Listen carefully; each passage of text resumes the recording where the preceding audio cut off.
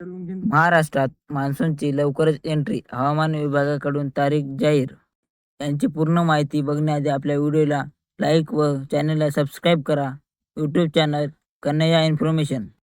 देशात यंदा मान्सूनची वाटचाल अपेक्षेपेक्षा वेगाने सुरू झाली असून तो 13 मे रोजी अंदमान निकोबार बेटावर दाखल होणार आहे.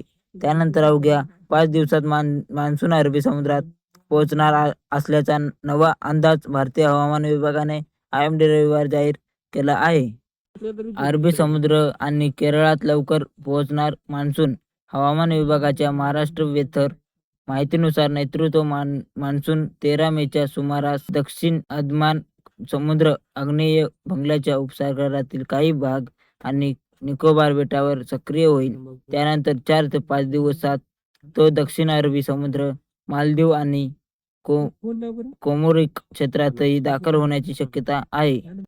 तज्ज्ञांच्या म्हणण्यानुसार मान्सून 13 मे 25 मेच्या दरम्यान केरळमध्ये दाखल होण्याची शक्यता आहे. दरम्यान महाराष्ट्रात मान्सूनपूर्व पावसाला सुरुवात झाल्याने 12 ते 15 मे दरम्यान राज्यातील सर्व भागामध्ये विजांच्या कडकडाटासह पावसाचा अंदाज देण्यात आला आहे व तसेच पुसद, यवतमाळ, किनवट, नागपूर येथे शास्त्रज्ञांनी सांगितलेले आहे. हवामान जास्त राहील.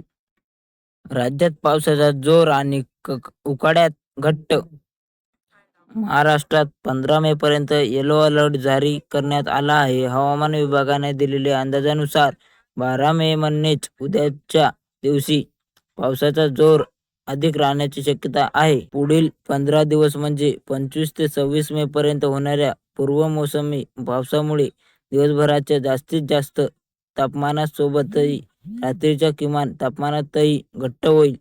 त्यामुळे सध्या जाणवत असलेला सह्याद्री उकाडा कमी होणार असून हवामान अधिक